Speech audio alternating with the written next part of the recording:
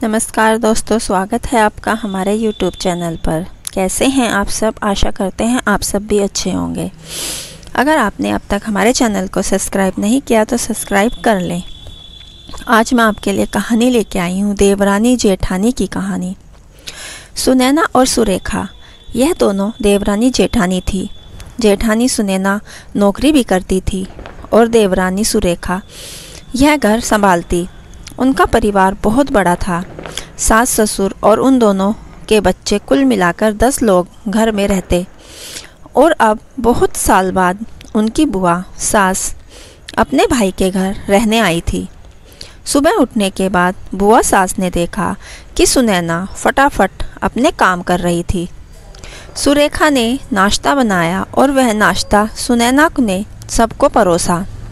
उसके बाद सुनैना ने अपना टिफ़िन पैक किया और वह काम पर निकल गई।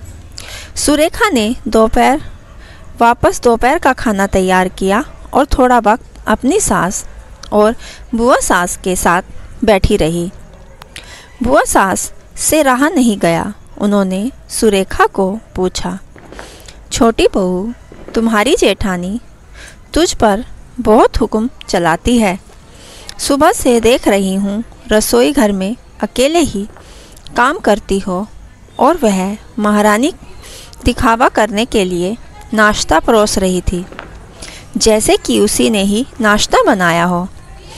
यह सुनने के बाद सुरेखा ने बुआ सास की तरफ देखा और बोली, बुआ सास जी, ऐसा कुछ नहीं है। सुनैना दीदी बहुत अच्छी हैं।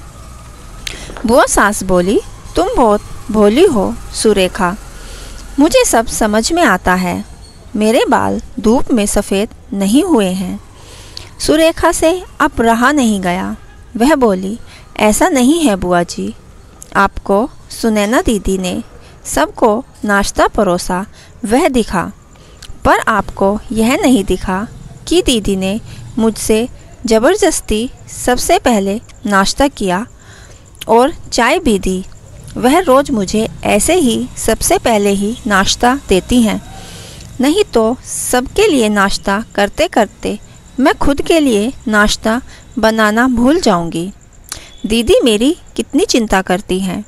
दीदी सुबह जल्दी उठकर मंदिर साफ़ करती हैं, फूल सजा कर रखती हैं और मुझे उनके 1 घंटे बाद उठने के लिए कहती हैं।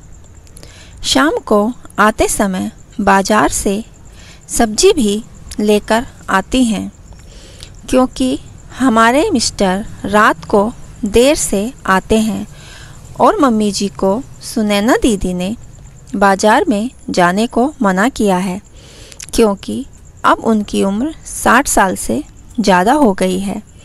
बाज़ार में जाते समय उनको तकलीफ़ होगी, उनके पैर बहुत दुखेंगे।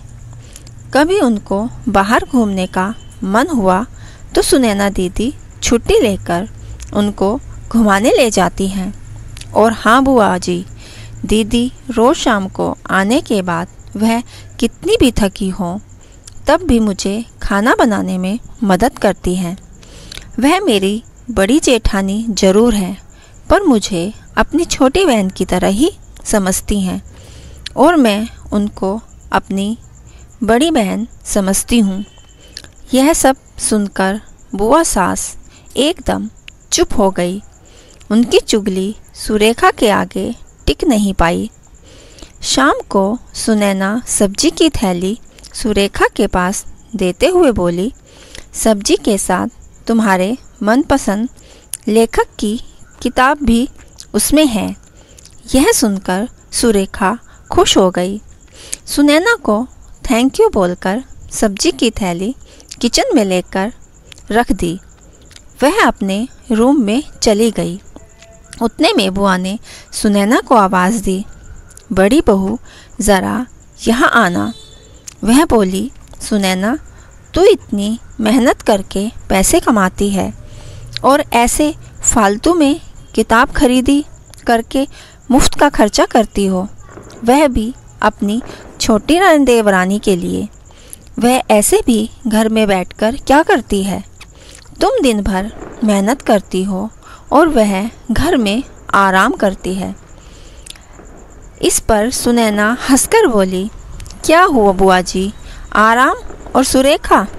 उसे तो कहने पर भी आराम नहीं करती। सुबह उठकर बेचारी काम करती रहती है।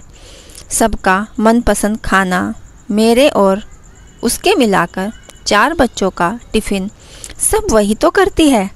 और तब भी उसके चेहरे पर हमेशा आनंद दिखाई देता है। सुबह की चाय पीने के लिए उसके पास वक्त नहीं रहता। दोपहर को जब बच्चे घर आते हैं तो उनका खाना, होमवर्क सब वही देखती है। इसलिए मुझे बच्चों की टेंशन नहीं है। इसलिए ही मैं ऑफिस में अपना मन लगाकर काम कर पाती हूँ। कुछ दिन पहले ही मुझे प्रमोशन मिला है। इसके अलावा मम्मी जी और पापा जी की दवाइयाँ कभी ख़त्म हो गई और कभी लाने की हों तो वही ध्यान में रखती है।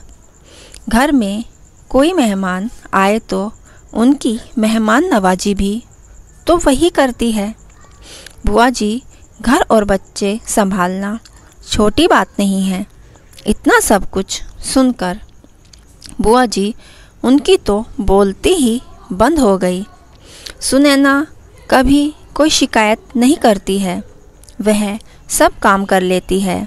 वह सिर्फ पढ़ना पसंद करती है। फिर मैं मेरी छोटी बहन के लिए इतना नहीं कर सकती? मैं नहीं करूँगी तो फिर कौन करेगा? इतना बोलकर सुनैना अपने रूम में चली गई।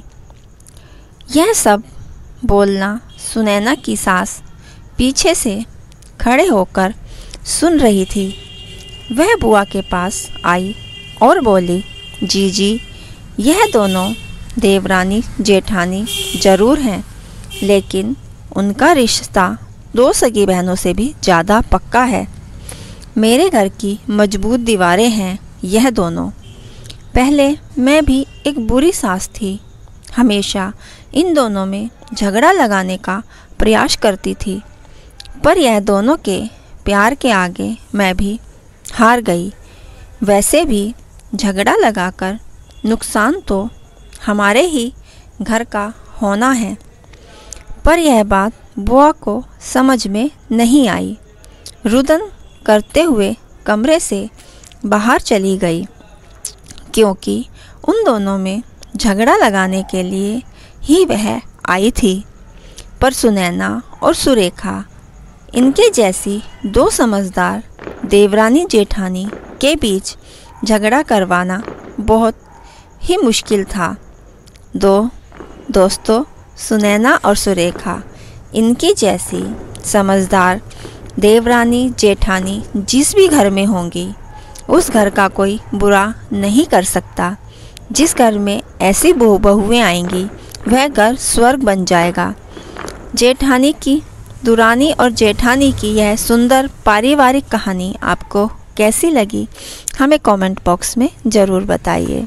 और हमारी कहानी पसंद आई हो तो हमारे चैनल को सब्सक्राइब करना ना भूलें। कहानी सुनने के लिए आपका दिल से धन्यवाद।